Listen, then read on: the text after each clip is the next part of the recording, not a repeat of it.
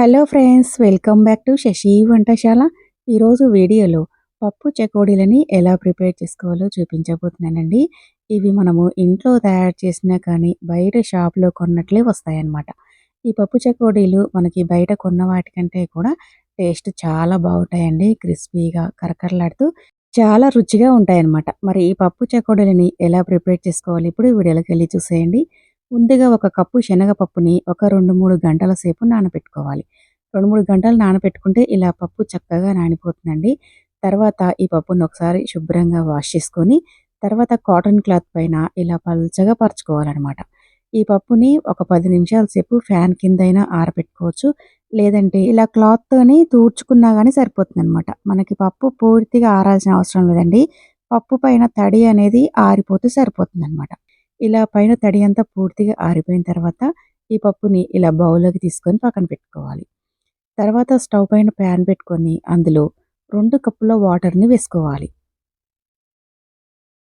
తర్వాత రుచికి సరిపడినంత సాల్ట్, 1 టేబుల్ స్పూన్ కారం, 1 టీ స్పూన్ వాము పొడిని వేసుకోవాలి.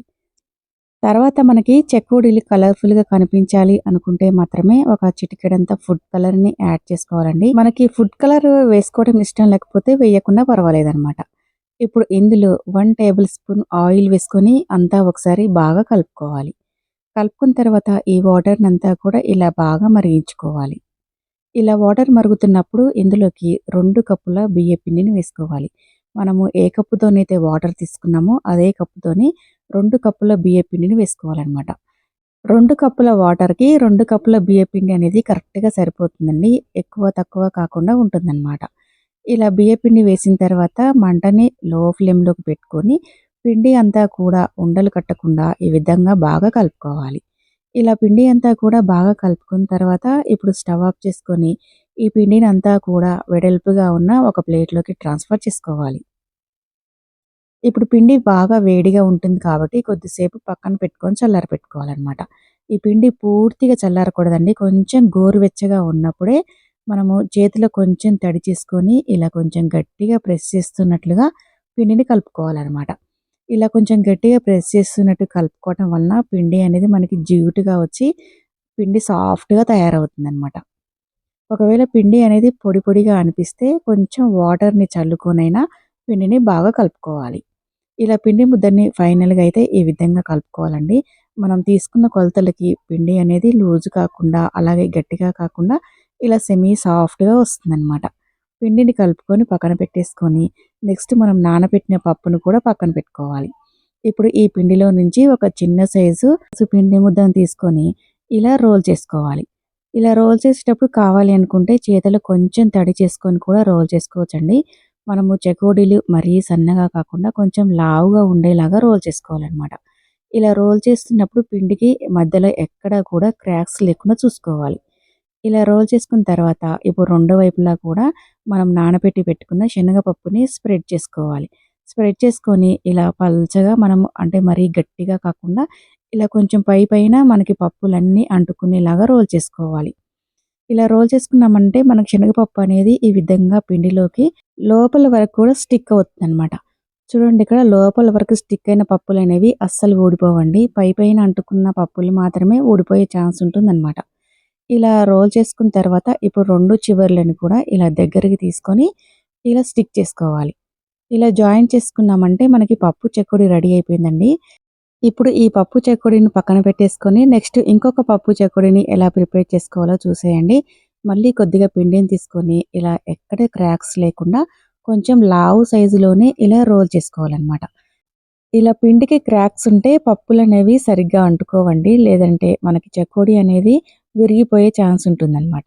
ఇలా పిండిని రోల్ చేసుకున్న తర్వాత ఇప్పుడు శనగపప్పుని వేసుకొని కొంచెం గట్టిగా ప్రెస్ చేస్తున్నట్లుగా రోల్ చేసుకోవాలి. తర్వాత ఇలా పప్పులన్నీ అంటుకున్న తర్వాత 2 చివర్లను కూడా ఇలా జాయిన్ చేసుకోవాలి. చెకోడీకి ఎక్కడైనా పప్పులు అంటుకోకుండా గ్యాప్స్ కనిపిస్తే ఇలా మనకి పప్పు అనేది ఈ విధంగా స్టిక్ చేసుకోవచ్చండి. స్టిక్ చేసుకున్న తర్వాత ఇలా మిగతా అన్ని పప్పు చెకోడీలను కూడా ప్రిపేర్ చేసుకోవాలి. ఇలా అన్నిటిని కూడా మనం ముందుగానే ఇలా ప్రిపేర్ చేసుకొని ప్లేట్‌లోకి తీసుకున్నామంటే వీటిని మనం డీప్ ఫ్రై చేసుకోవడానికి మనకి ఈజీగా ఉంటుందన్నమాట. ఇప్పుడు ఇలా తయారు చేసుకున్న పప్పు చెకోడీలు అన్నిటిని కూడా డీప్ ఫ్రై చేసుకుందాం. ఇప్పుడు స్టవ్ పైన ప్యాన్‌లో డీప్ ఫ్రైకి సరిపడినంత ఆయిల్ పెట్టుకొని, ఆయిల్ బాగా హీట్ అయిన తర్వాత మీడియం ఫ్లేమ్‌లోకి పెట్టుకోవాలనమాట. తర్వాత ఈ ఆయిల్‌లో సరిపడినన్ని పప్పు చెకోడీలని వేసుకోవాలి. ఈ పప్పు చెకోడీలనేవి ఒకదాని మీద ఒకటి రాకుండా ఆయిల్‌లో ఎన్నైతే సరిపోతాయో అన్నీ మాత్రమే వేసుకోవాలి. ఇలా వేసుకున్న తర్వాత వేసిన వెంటనే కలపకుండా ఈ చెకోడీలు ఫ్రై అవుతుంటే కొంచెం నురగ తగ్గుతుందండి. నురగ తగ్గిన తర్వాత ఇలా రెండో వైపుకి తిప్పుకొని రెండు వైపులా కూడా కొంచెం గోల్డెన్ షేడ్ వచ్చేంత వరకు ఫ్రై చేసుకోవాలి. ఈ పప్పు చెకోడీలు హై ఫ్లేమ్‌లో ఫ్రై చేసుకున్నామంటే పైన కలర్ వచ్చి లోపల సాఫ్ట్‌గా ఉంటాయన్నమాట. మీడియం ఫ్లేమ్‌లోనే అలాగే లో ఫ్లేమ్‌లోకి అడ్జస్ట్ చేసుకుంటూ ఈ పప్పు చెకోడీలు లోపల వరకు కూడా ఫ్రై అయ్యే విధంగా క్రిస్పీగా అయ్యి మనకి ఇలా నురగ అంతా పూర్తిగా తగ్గేంత వరకు ఫ్రై చేసుకోవాలన్నమాట. ఇలా ఫ్రై చేసుకున్న పప్పు చెకోడీలని ఆయిల్‌లో నుంచి తీసి ఒక ప్లేట్‌లోకి ట్రాన్స్‌ఫర్ చేసుకోవాలి. తర్వాత మిగిలిన చెకోడీలన్నిటిని కూడా ఆయిల్‌లో ఎన్నైతే సరిపోతాయో అన్నిటిని వేసుకోవాలి. ఇలా వేసిన తర్వాత ఒక కొద్దిసేపు ఆగినంక ఇలా రెండో వైపు కూడా తిప్పుకొని వీటిని గోల్డెన్ షేడ్ వచ్చేంత వరకు కూడా లో టు మీడియం ఫ్లేమ్‌లోకి మాత్రమే అడ్జస్ట్ చేసుకుంటూ ఇవి క్రిస్పీగా అయ్యేంత వరకు కూడా బాగా ఫ్రై చేసుకోవాలి. ఇలా ఈ విధంగా పప్పు చెకోడీలు అన్నిటిని కూడా బాగా ఫ్రై చేసుకున్న తర్వాత ఇప్పుడు వీటిని ఆయిల్‌లో నుంచి తీసేసుకోవాలి. ఇలా చెకోడీలు అన్నిటిని కూడా ఆయిల్‌లో నుంచి తీసి ఒక ప్లేట్‌లోకి ట్రాన్స్‌ఫర్ చేసుకోవాలి. ఇలా చెకోడీలన్నీ కూడా ప్లేట్‌లోకి తీసుకున్నామంటే అంతేనండి. ఎంతో టేస్టీగా ఉండే పప్పు చెకోడీలు రెడీ అయిపోయాయి. ఇవి చాలా క్రిస్పీగా, చాలా టేస్టీగా ఉంటాయండి. ఈ పప్పు చెకోడీలని మనం ఇంట్లోనే ఎప్పుడు కావాలంటే అప్పుడు ఈజీగా ప్రిపేర్ చేసుకోవచ్చండి. ఈ చెకోడీలు చాలా రుచిగా ఉంటాయన్నమాట. మరి మీకు నచ్చితే మీరు ఒకసారి తప్పకుండా ట్రై చేయండి. మరి ఈ వీడియో నచ్చితే లైక్ చేసి, షేర్ చేసి, సబ్స్క్రైబ్ చేయండి. Thanks for watching.